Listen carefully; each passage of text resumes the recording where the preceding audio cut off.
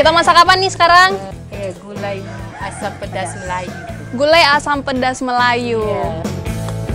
Masakan ini tersohor di tanah Melayu karena sebagian besar masyarakat di Kepulauan Riau berumpun Melayu.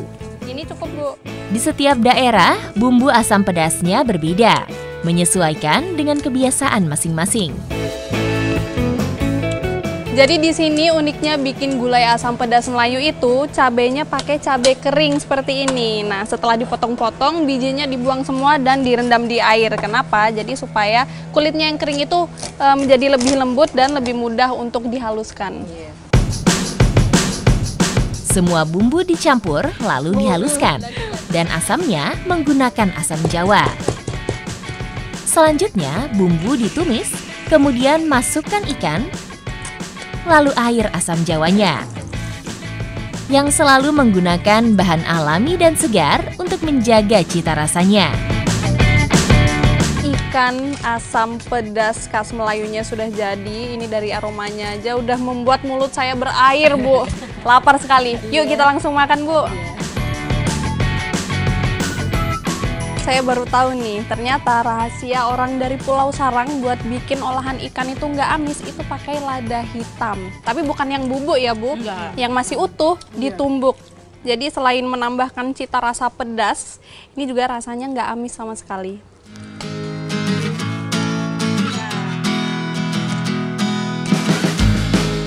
Ini kan kelihatannya merah sekali ya kuahnya, tapi begitu dicoba ini rasanya justru seger banget, apalagi tadi pakai asam Jawa ya, Bu. Iya.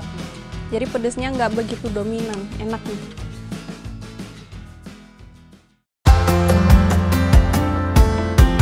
Pulau Sarang berada di perairan Kepulauan Riau. Tidak ada lahan bertani juga pasar. Untuk memenuhi kebutuhan sayur mayur dan buah segar, warga Pulau Sarang mengandalkan pada jasa seorang perempuan. Pagi ini saya akan ikut kegiatannya Bu Tija sebagai satu-satunya pedagang bahan pangan yang ada di Pulau Sarang. Ibu Tija berjualan bukan dengan membuka lapak di suatu tempat, tetapi dengan sistem berkeliling. Baik antar pulau yang terdekat dengan Pulau Sarang, atau membuka jasa titip dari warga yang ingin membeli bahan makanan. Jadi Bu Tijah ini setiap mau ke pasar itu diantar dan jemput oleh saudara ya, Bu? Iya. Untuk menghemat ongkos. Karena lumayan jauh juga nih kita nyebrang, Bu. Iya. Jadi biasanya seketika nyampe di Sekupang, kemudian ke pasarnya naik apa, Bu? Naik bas. Naik bus. Oke. Jadi pokoknya kalau lagi belanja itu ditinggal ya, Bu? Ya tinggal. Nanti Ya, kalau belanja ditinggal. Udah mau pulang baru kita ambil. oh gitu. Sebenarnya ada beberapa pilihan pasar, tapi harganya jauh lebih tinggi dibanding di Kota Batam. 1 jam perjalanan bukanlah hal yang sulit dilewati Ibu Tija untuk menambah penghasilan. Bisa berapa kali, Bu, dalam 1 minggu ke pasar? 3 kali. 3 kali. Bolak-balik terus berarti ya? Itulah cari makannya kan. Iya. Pasar Pagi Jodoh, terbesar dan populer di Kota Batam. Beragam pilihan bumbu, sayur, buah tersedia di sini. Pasar ini menjadi tujuan berbelanja bagi ibu rumah tangga, pedagang, dan warga sekitar untuk mencari kebutuhan sehari-hari dengan harga terjangkau. Jadi ini suasana pasarnya di pagi hari memang ramai sekali seperti ini. Tapi Bu, saya mau nanya, kenapa belinya itu di Batam? Kan di dekat-dekat pulau itu juga ada pasar tuh, Bu. Lebih murah di sini ya? Oh gitu. Emang hiruk pikuknya pasar di pagi hari kerasa banget di sini ya. Dan memang alasannya masuk akal banget karena di Batam itu lebih murah. Apalagi bisa dipastikan kalau pasar-pasar di pulau-pulau sekitar itu pasti lebih mahal karena ongkos pulang perginya itu yang bikin tinggi harganya ya, Bu. Saya mengiringi setiap langkah kaki Ibu Tija ke berbagai lapak. Tidak mudah karena tidak boleh ada pesanan yang terlewat. Jadi Bu Tijah ini jauh-jauh datang ke Batam untuk membeli pesanan-pesanan orang. Itu biasanya bahan-bahan yang nggak bisa ditemuin di sana. Apalagi di sana nggak ada lahan pertanian, perkebunan ya Ibu. Jadi kayak tempe, toge itu belinya di pasar Batam semua. Masih pagi Bu, harus fokus Bu. Karena belanjaannya Ibu Tijah ini terhitung cukup banyak ya untuk pedagang seorang seperti ini. Jadi belanjaannya itu dititip-titip dulu. Jadi kalau kita mau belanja yang lain nggak perlu bawa-bawa berat gitu ya Bu. 30 ya Bude. Sampai nggak fokus Bu. Nggak apa-apa. 130 ya Bude. Ada yang menarik perhatian saya. Beberapa sayur berukuran besar seperti sawi putih, wortel, dan kol, ternyata ada juga sayuran yang diimpor. Lauk pauk seperti ayam, kerang, dan ikan juga memenuhi daftar pesanan hari ini. Untuk ikan, jenisnya yang tidak ditemui di sekitar pulau. Setelah beberapa jam belanja, kami bergegas kembali ke pulau supaya bahan makanan yang dibeli masih segar dan pesanan sampai tepat waktu. Ini dia hasil belanjaannya Ibu Tijah hari ini.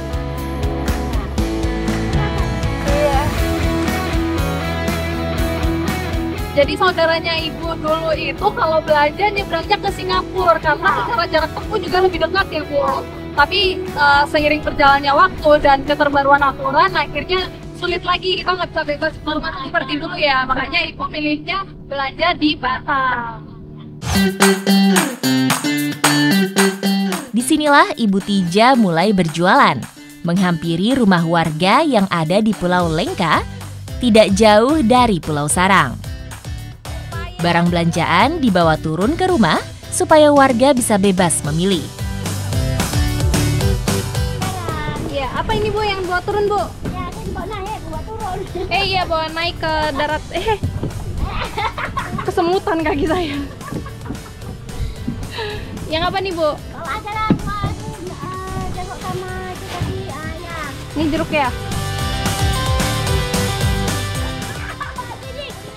Ya, permisi ya. Bagaimana nih ke Batam? Iya, belanja di Batam Pak, Bu. Tidak terjadi tawar-menawar di sini karena sudah menjadi pelanggan. Ternyata unik juga ya caranya Bu Tijah ini untuk berjualan, yaitu menawarkan hasil dagangannya tadi ke rumah-rumah, terutama rumah yang jauh dari daratan seperti ini. Ini di tengah laut banget nih ya Bu. Dan untungnya ada yang tertarik nih sama buah-buahannya. Semoga laris ya Bu. Selesai berjualan, saya mengikuti Ibu Tijah mengantar pesanan ke pulau lainnya. Inilah yang sering dihadapi saat berjualan. Harus berpacu dengan waktu kala cuaca sedang mendung. Hujan di tengah perjalanan, gelombang yang besar, juga angin yang tiba-tiba datang menjadi tantangan sehari-hari. Semua dilakukan Ibu Tijah demi para pelanggan yang bergantung padanya.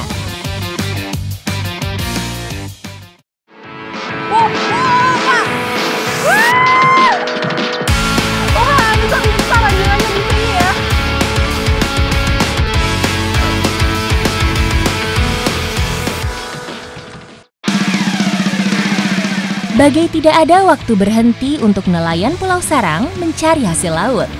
Hampir di setiap musim, mereka tetap pergi ke laut. Bedanya dari alat dan hasil tangkapan. Di saat musim angin barat seperti ini, yang seharusnya ikan itu semakin banyak ditemukan, tapi justru semakin sulit, apalagi karena faktor cuaca yang membuat air menjadi keruh. Tapi nelayan setempat tetap tenang karena ada pencarian lain yang bisa dilakukan, yaitu ketam. Untuk mencari rajungan, nelayan harus mencari titik di mana hewan bercapit ini berada. Kurang lebih sekitar 30 menit dari Pulau Sarang. Ini pertama kali saya melihat perangkap rajungan yang bentuknya unik seperti ini. Jadi pintunya itu ada dua, dari sisi kiri dan juga dari sisi kanan. Dan nanti tinggal dimasukin ke air aja, ini sebagai pelampungnya biar nggak lupa lokasinya di mana.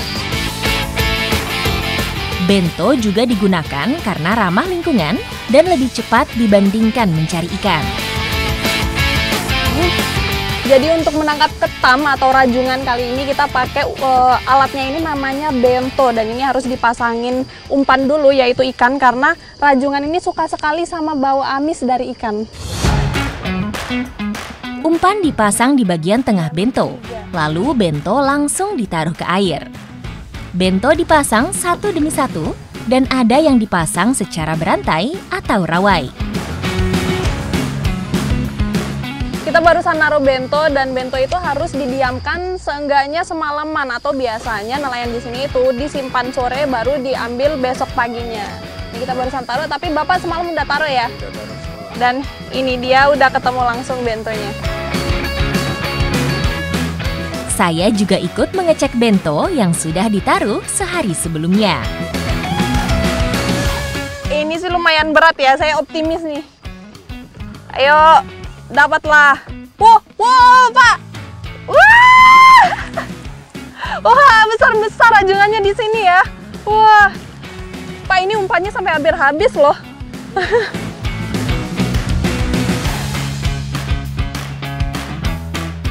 Kalau tadi kita simpan 5 bento, sekarang yang kita angkat berapa, Pak?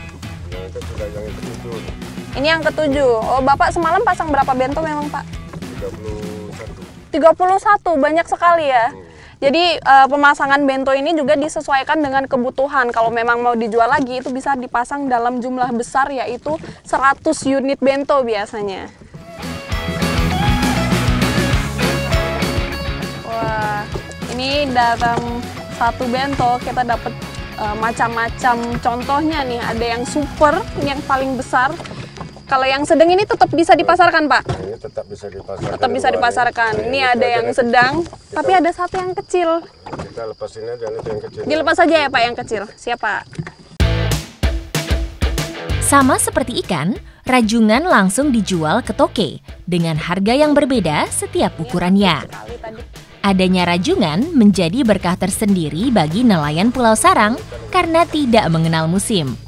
Hasil rajungan memang tidak selalu banyak, tapi cukup membantu penghasilan nelayan. Untuk rajungan yang super-super ini biasanya setelah ditangkap akan dibawa ke pengepul, dan dari pengepul dijual di pasar lokal. Dan biasanya kalau nggak pasar di sini paling laku keluar kota ya, Pak? Ya. Untuk toke rajungan hanya ada di Pulau Kasu, yang berjarak kurang lebih 1 jam dari Pulau Sarang. Kami nih. Untuk saya, Pak? Nah, untuk Oh, ini besar-besar, Pak. Makasih banyak ya. Permisi.